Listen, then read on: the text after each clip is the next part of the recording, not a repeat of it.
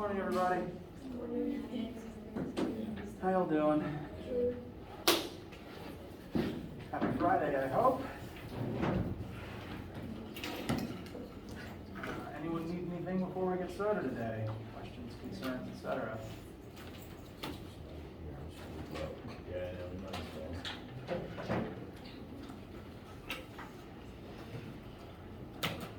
All right.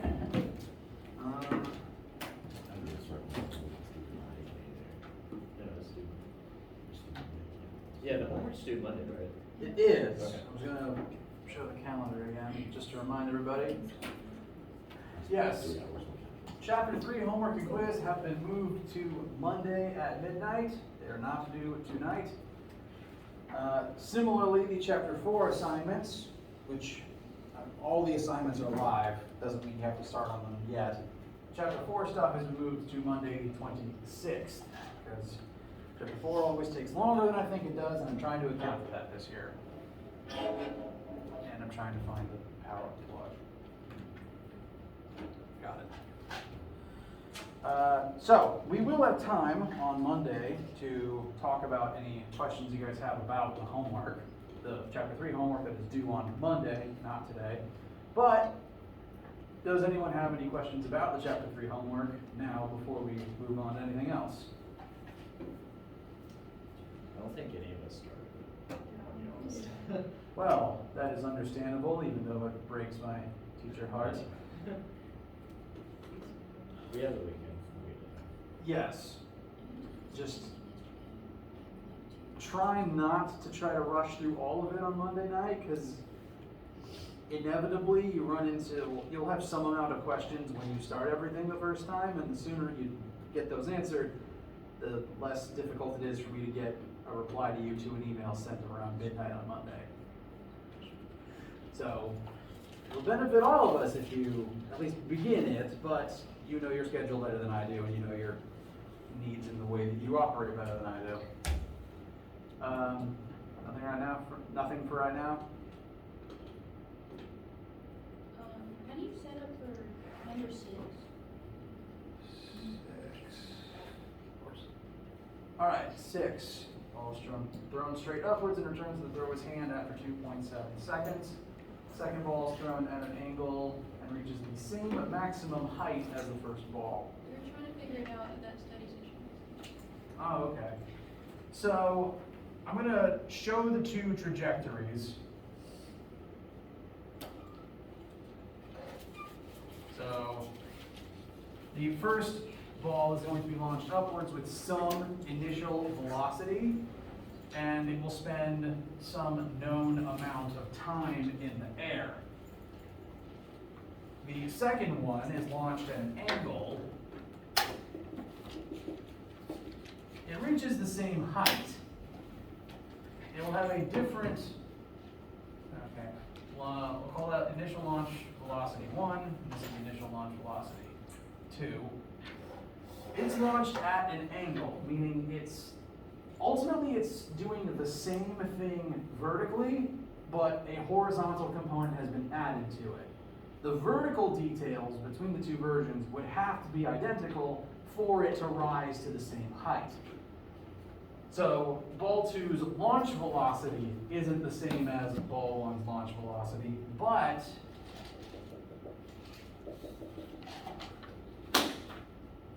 the y component of its launch velocity would be the same as ball 1's launch velocity.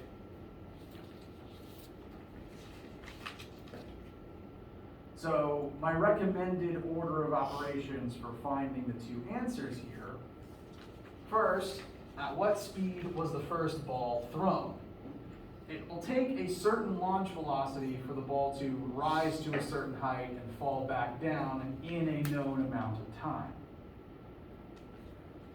I recommend Formula 3.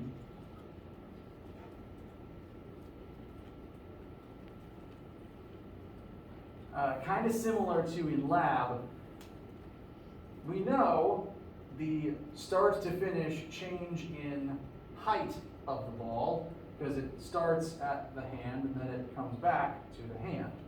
So delta y, from start to finish, over, for me, it's an entire 2.7 second period, would actually be 0. Don't know what vi is, but we do know what time is, and what would the ball's acceleration be while it's in the air. Very good. And so, I'm going to put in 2.7 seconds. Your number will vary.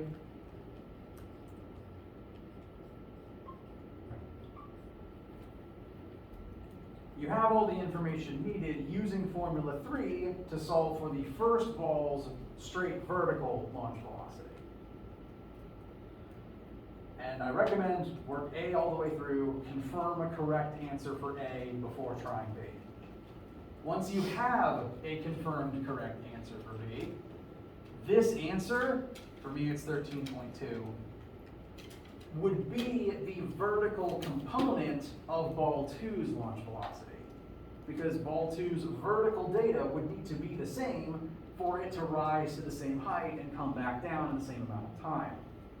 It's just thrown fast enough at an angle such that in addition to this identical vertical piece, it also has some horizontal piece. So it's going forward as it goes up and down. Which means that your initial answer to A is the y leg of the triangle formed by the angle you're given and the hypotenuse that represents ball 2's launch speed. Does that help? Yes, it does. Glad to It's hear. a very complicated. If you've never thought about it this way before, yes, but I've been doing this for a while, and so I look at this and I think, oh, of course, this is something they can do. So, but that's our different perspectives. Yes. Isn't this kind of what we did in one? Yes. Same basic principles, just a slightly different scenario. The second part is a lot like the first part of lab this week, where you're ending and starting at the same height. Although, technically, this is also starting and ending at the same height, you just don't move forwards. Is there any problems on here that we have to use the trig identities like in lab? No. Okay. I don't like doing trig identities. That was just kind of a necessary step to do the cool thing of shooting up and hitting up the table, or starting the table and hitting the stool. It's just I wanted to show that you could do that math, and that trig identity was a needed step. What about the, is it quadratic formula, something we probably have to pull out? Quadratic will come up periodically, so. Because Owens, when he did our lab, I think like your lab did was you used the same angles from the first part. Yes. What Owens did is that we had to find the new angle, we had to find a new angle, and we placed our delta x. And so Yeah. we mushed like every single math thing ever in physics together. And Owens is like, all right, here you go. Yeah, so that's why I had to ask it. Yeah, it seems he and I got a little, he and I took it in slightly different directions, but, well, how was the lab then? It was pretty bad. It was a full 3 hours. Oh, jeez. Yeah, but we got through it. So.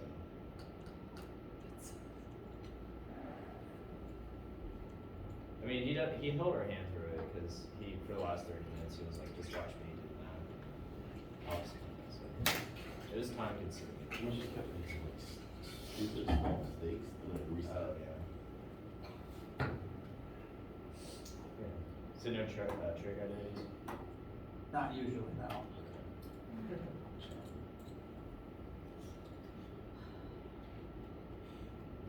My apologies.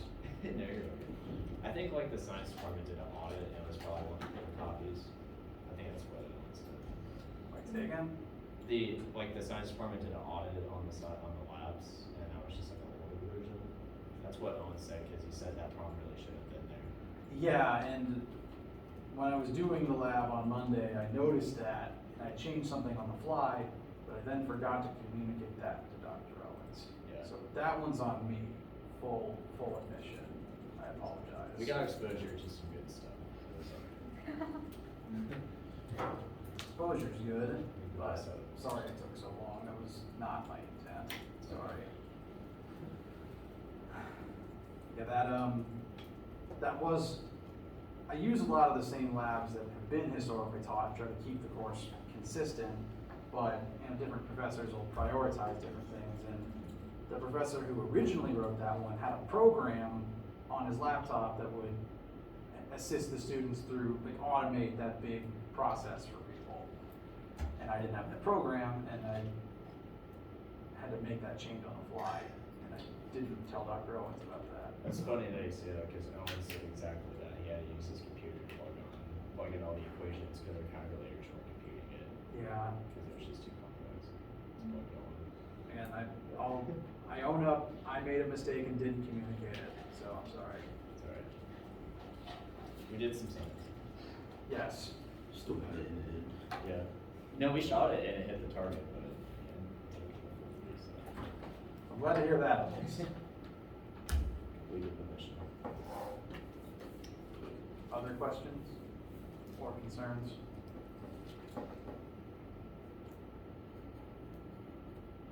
All right. Work on this over the weekend. Let me know what issues you run into, and we will have time to discuss it on Monday. For today, last time in class, we talked about gravity and normal force and some of the common relationships between them. We discussed that on a flat horizontal surface, gravity and normal force tend to be equal and opposite. But since they're not third law pairs, they are not always equal and they are not always opposite.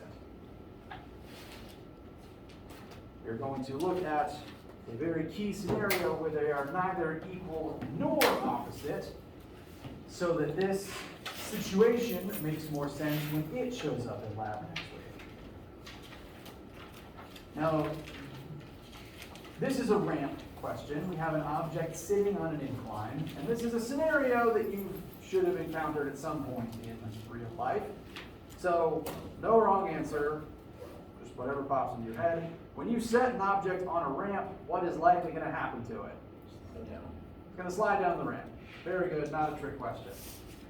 That's going to be the case here. We have a 10 kilogram box sitting on a 20-degree incline, and we know from our own experience it is going to slide this way down the ramp.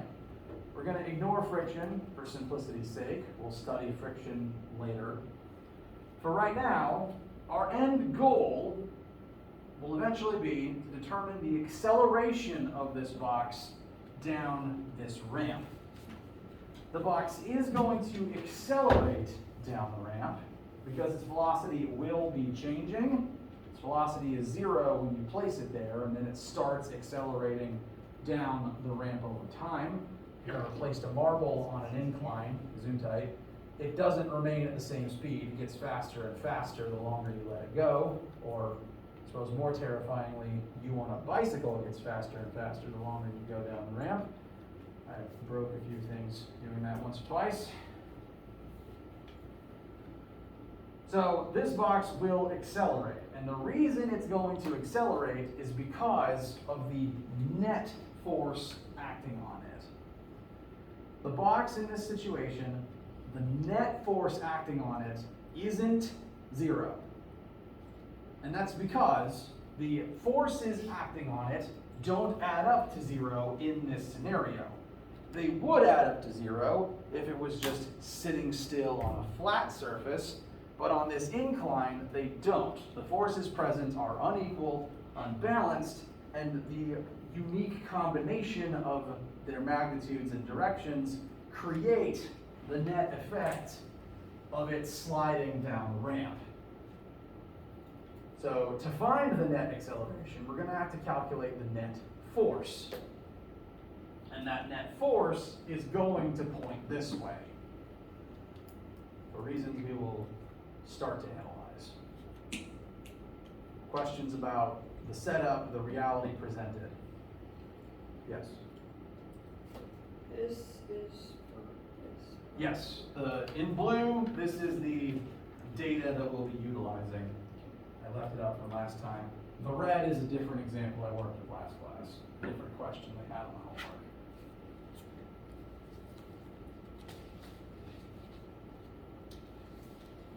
it's on the ramp and it's like pointing in a direction, you still say that. Well, wait, say again? Oh, gravity points traditionally down. Okay. Gravity is straight down, that's a different direction to down the ramp. Okay. So gravity's direction is different. Well, gravity is normal. Doesn't matter what box is sitting on, doesn't matter what the box is sitting on, Earth's core is still down there, gravity is still going to point straight down. So that is completely unchanged. Yes, I'm just adding a gravity arrow. Yes. Why do we calculate gravity if it's always going to be the same? Well, the acceleration of gravity is always the same. The force of gravity depends on mass. So what pulls this object down is the force of gravity, that is its weight. That force does cause this acceleration if the object is falling, but every object's weight is different in a unique number based on its mass. So on Earth, this question does take place on Earth, gravity does point down. The force of that gravity is going to be equal to the object's mass times negative 9.8. So if its mass is 10 kilograms, that would mean its weight is going to be 98 newtons.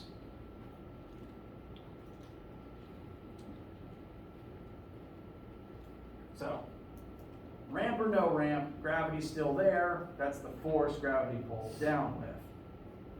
Now, the box doesn't just fall straight down, so the ramp is doing something to the box to prevent it from just falling through. So, what is the name for what the ramp exerts? What is the name for the force that the ramp is going to exert on the box? Normal force is what we're going to study right now. The ramp could exert friction, and we'll study that next week. Not a bad answer. Today we're going to analyze specifically the normal force the ramp exerts. And based on the definition of normal force, what direction is that normal force going to point? The opposite of whatever the force. Well, I guess the only forces in this case would be gravity, which is straight up and down, so the normal force would be straight up and down too. And that is true on a flat surface. Right. On this flat surface, gravity's down, normal force is up. But remember, normal force uses the math definition of the word normal. Perpendicular to the surface creating it. And the surface is not horizontal, it's slanted. Which means this ramp can only create normal force perpendicular to itself, which means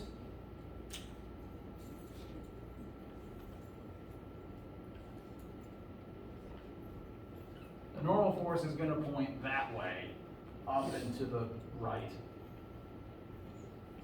My arrows are a little out of scale. I just wanted it to point up past the box. That's a little more synchronized.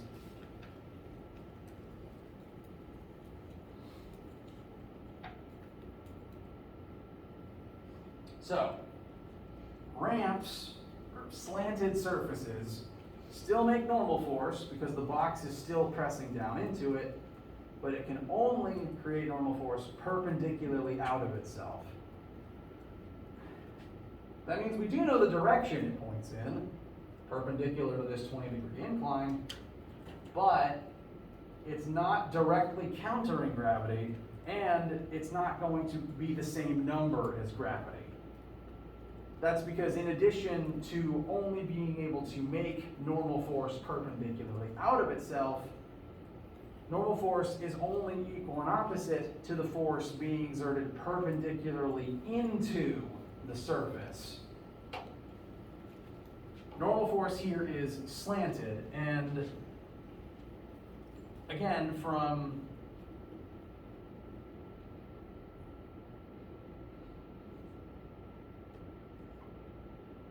from the ramp's perspective, because the ramp thinks that this slant is normal. The ramp's entire perspective is tilted by 20 degrees.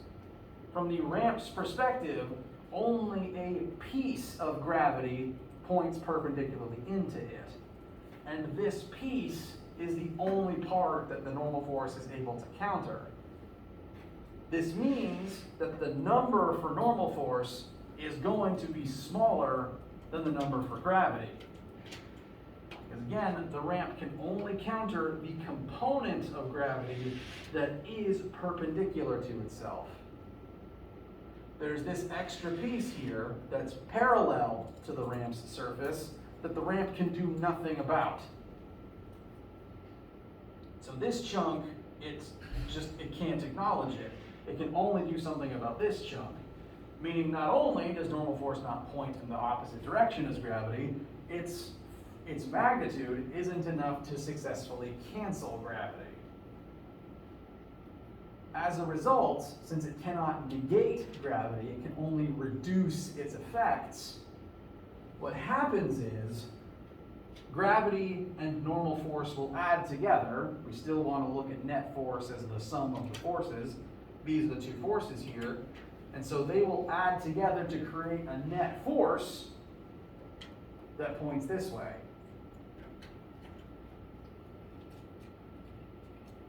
So what is the force that make you go horizontally to the right?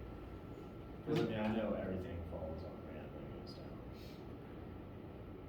So I'm going to label this red arrow. This is the net force. The force that pulls things parallel downwards on ramps is the sum of normal force and gravity. It's still both forces working together. If you add the force of gravity straight down to the slightly reduced normal force that points this way, their sum is a force that points down the ramp. Because again, we're going to add gravity to normal force. Those are the two forces acting on this box. They will add up to the net force on the box, and that net force is what creates the movement down the ramp. Net force creates net acceleration. Normal force, I'm going to draw a slightly different trig list real quick.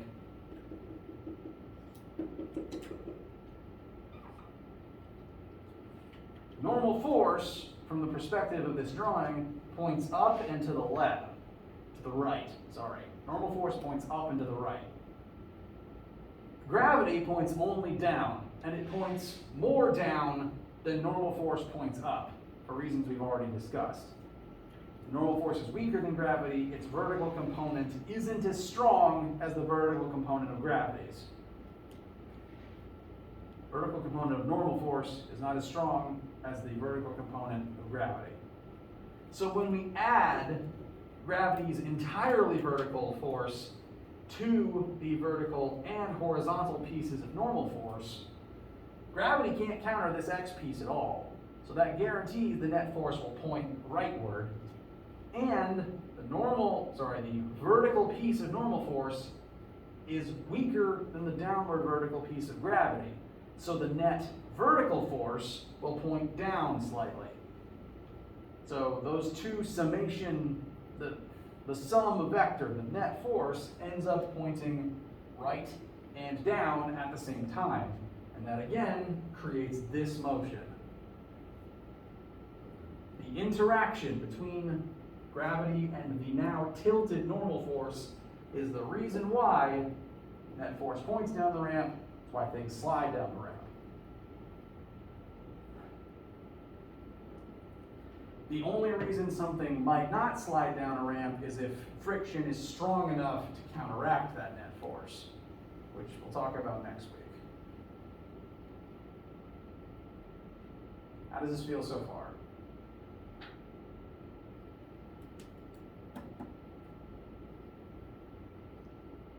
Pretty good. Pretty good? It can be a weird thing to think about. When I was a student taking my equivalent classes here, the relationship here and what we ultimately are going to do utilizing that relationship was weird, and it took literally years for it to sink in and feel right. So if this is odd, I promise that's okay. I will constantly be reminding you how it works and what we use with it. Now, the objective is still to calculate net force so that we can calculate net acceleration. Meaning the ultimate goal is to somehow add gravity and normal force together. Problem is we don't know what normal force is. We know what direction it points in, but we don't know its magnitude. And without that, we can't add it to gravity.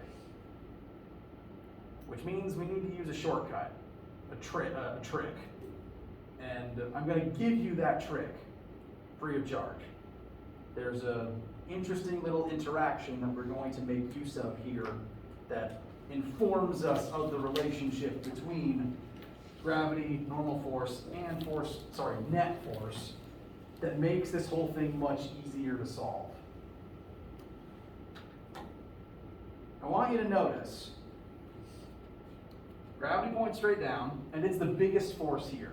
Gravity points straight down, and it's the biggest force here. If there was no gravity, you wouldn't slide down the ramp. Normal force points perpendicular to the ramp's surface. Meanwhile, net force is parallel to the ramp's surface. That means normal force and net force are perpendicular to each other. They form a right angle. And so I'm just going to take these lines that I drew and redraw them here next to each other to show that. So I'm just clicking, copying, and dragging.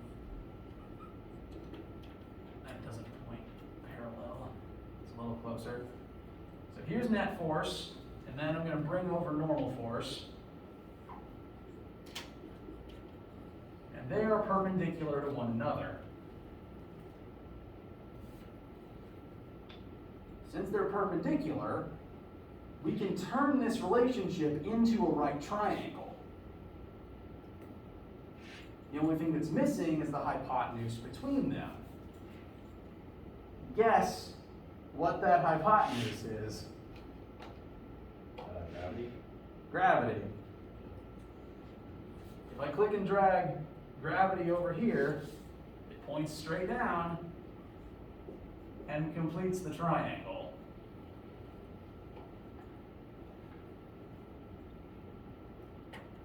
Gravity, normal force, and net force form a right triangle when you draw them this way. And that means all of the trig relationships between the legs apply to the relationship between these three things. Gravity is the biggest one here, so it happens to end up being the hypotenuse. And the kicker is, we know the missing angles already. Because you need the angles to be able to do something like this. We already know what they are. Because we know the angle of the ramp, which tells us the angle between gravity and normal force. So in this example, this 20 degrees goes there.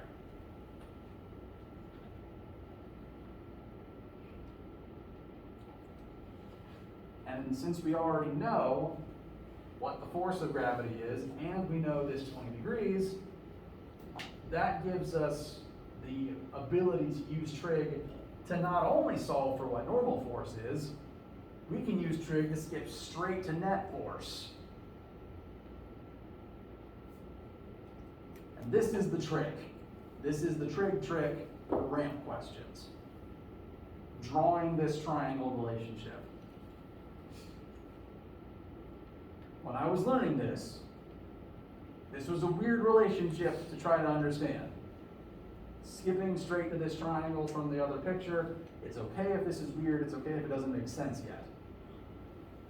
The part that I especially found confusing is the fact that this is supposed to be where the 20 degrees goes. And again, it took me years for this to really feel right and make sense when I was learning it. I can promise you, my guarantee to you is, if you're working a ramp question, you draw this triangle to represent the relationship between these three things, the angle of the ramp goes here. It is the angle between normal force and gravity. And to help that sink in, I'm going to show two slightly more extreme versions of this scenario. Because I found that some professional advice I got is to better understand how something works. It helps to look at the extreme ends of it. So we're going to look at an extremely small ramp and an extremely big one. Extremely small ramp is basically flat. Like if you were walking up this slope, you might not even notice it. So this might be like 5 degrees, something like that. I'm just going to call let's call it 5 degrees. If we have a box sitting on this ramp, gravity will point down, and normal force will point almost straight up, because if it was flat, perpendicular would point straight up, so we're only just tilting slightly away from that. It would just be 5 degrees off of vertical. If I was to click and drag these vectors around again to draw this triangle, it would, in this scenario, look something like this. Notice the very low angle of the ramp is the very low angle between gravity and normal force again. The smaller the triangle gets, the closer these two things get, until eventually you're on a 0 degree ramp and they're just completely opposite each other. The opposite extreme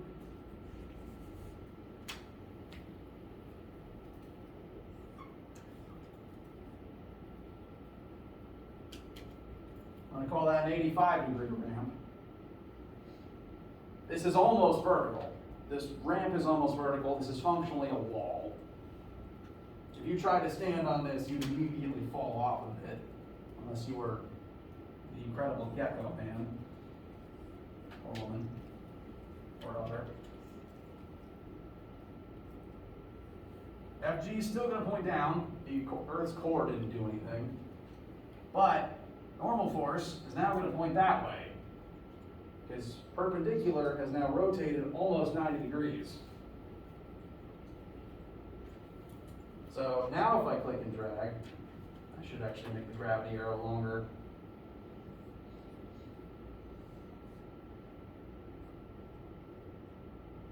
There's now a very big angle between normal force and gravity, because the ramp has a very big angle.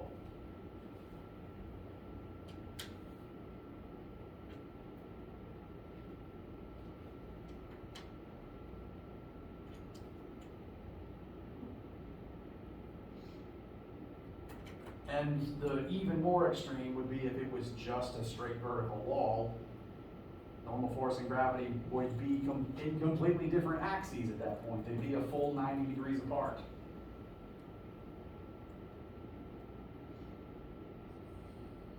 Does that help it sink in that this angle is supposed to go there as opposed to down here?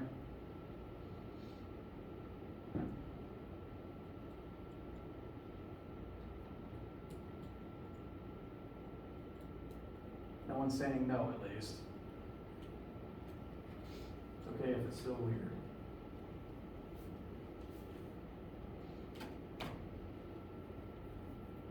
Any complaints, objections before we utilize this knowledge to find before we find net force?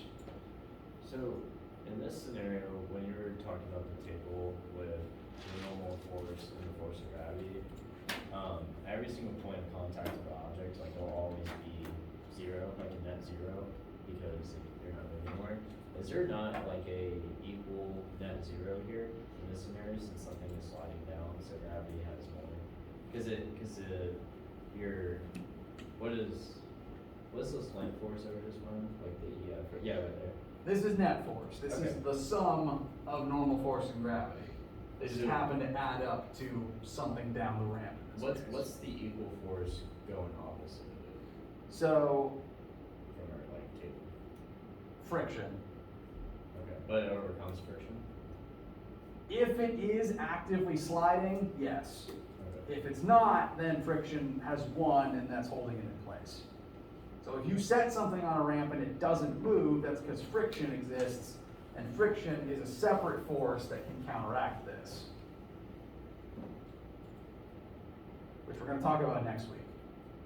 Okay. If the ramp has little to no friction, we're assuming no friction for right now, it's just the slipperiest thing you can build, it's going to slide, even on a very low incline. So what is that the other equal and opposite force that's acting on it? Say again? Like, so you have gravity and then the normal force Mhm. that added up, they're sliding it down. What is the equal and opposite force of that force? What's pushing it 20 degrees outward? So, Is it just friction? well, okay.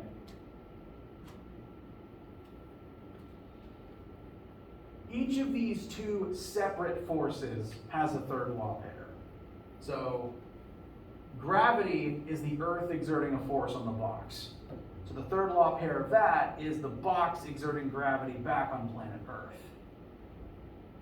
Again, all masses create gravity, it's just the Earth isn't going to visibly accelerate as a result of that. The opposite force to normal force is the force the box exerts into the ramp.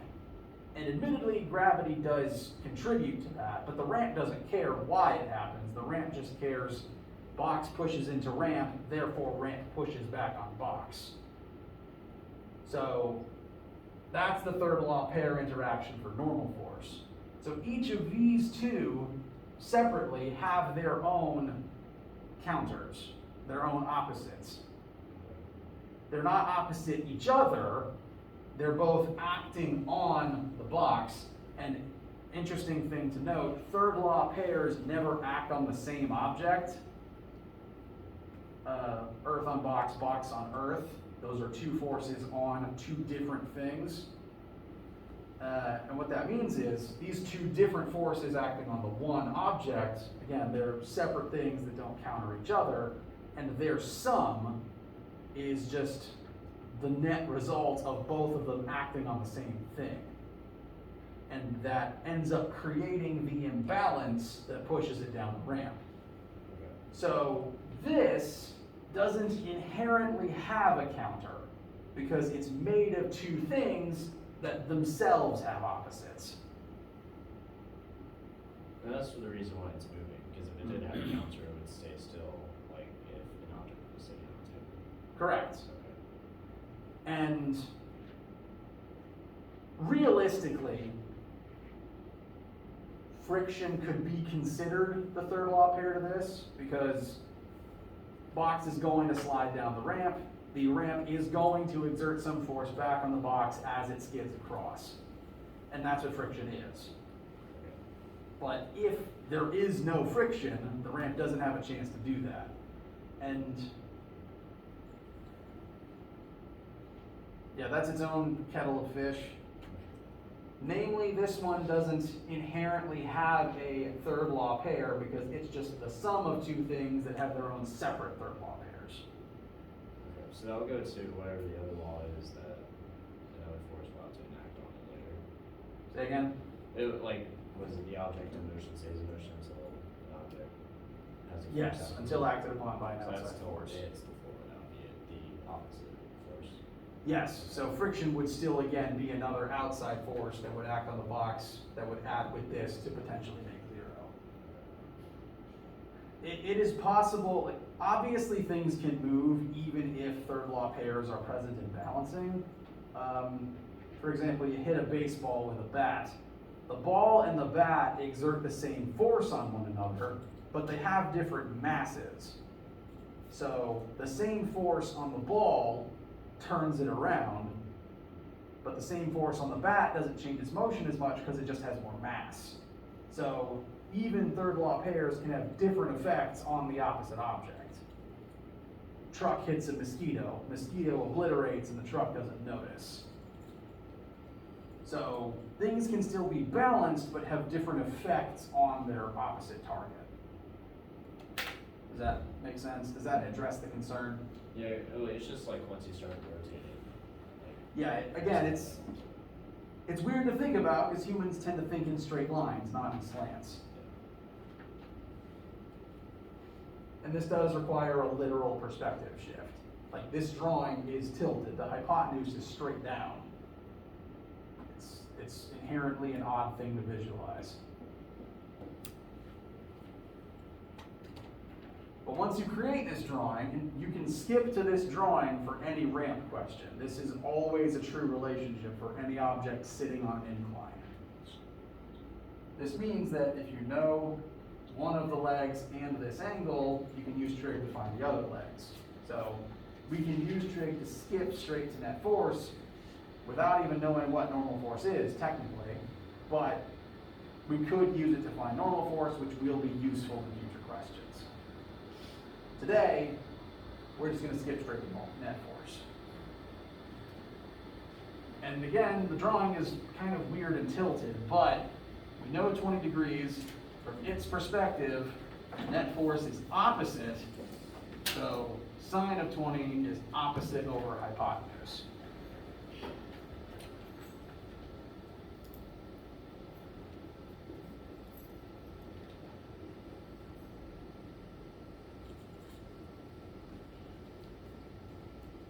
Just said it out loud and I already forgot it. Opposite over. Yes, opposite over hypotenuse, thank you. Opposite from the 20 degrees, opposite is the net force, and the hypotenuse is gravity, which we already determined is 98 newtons downwards. The negative just means downwards, so that doesn't need to necessarily. Performing trig on negatives becomes weird. So the negative just means down, and as a result, we don't have to carry it into the trig because negatives in trig can become a headache.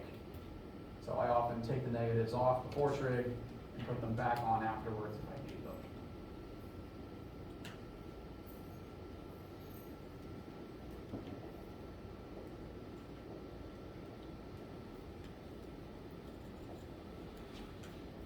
And by the end of this, we should end up with a net force of approximately 33.5 newtons parallel down the ramp. This is technically a force vector, and down the ramp describes the direction. Ramp is just at 20 degrees. So that's the net force, which we can then use to find net acceleration using Newton's second law. Net force equals mass times acceleration. Therefore, 33.52 is equal to 10 kilograms times A, which I will write down. I'm just running out of space. Put it over here.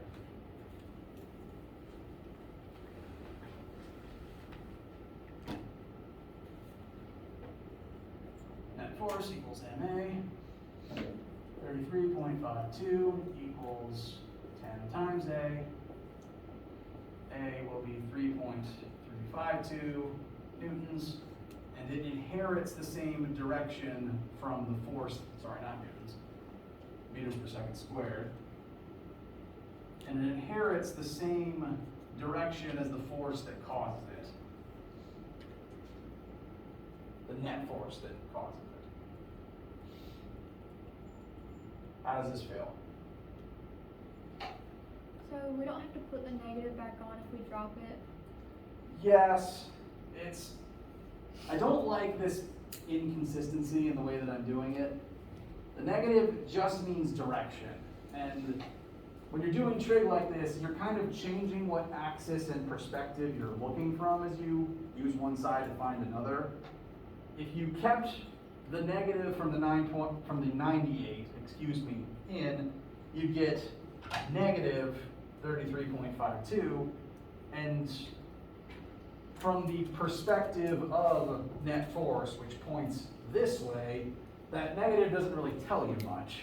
We know it points down the ramp, so maybe that's negative from its current axis perspective, but again, this is a new, unique direction. We don't really have a frame of reference for it.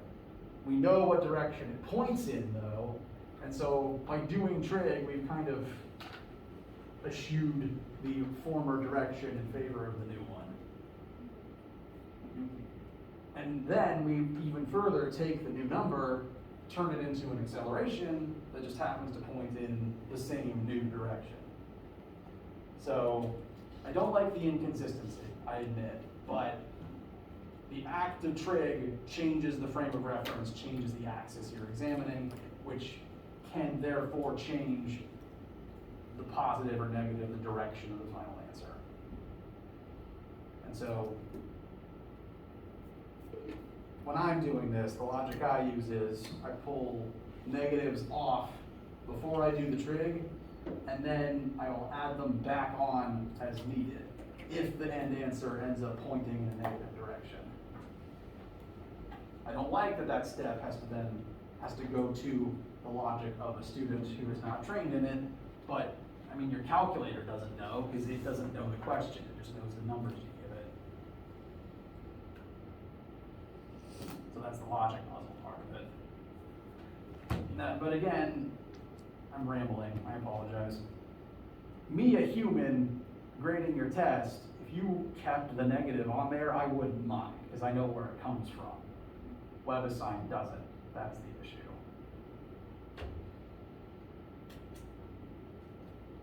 Did that address the concern? I started rambling, sorry. Questions, comments, concerns about anything? It's allowed to still feel weird, especially again, the shape of that triangle. Because again, this took me years to settle right. Every time we do a ramp question, I'm gonna redraw that triangle, especially in lab next week. Help remind you of the relationships between these things. And there will be 1 or 2 ramp questions on the chapter 4 homework, which is again, due in over a week. It's due Monday after this coming one. So, there's time. Anyone need anything before the weekend? All right, it's Friday, we'll break here. Let me know if you need anything as you are, say, working on homework over the weekend. And again, we can discuss said homework in class on Monday. I can't find my marker tab. Have a wonderful weekend.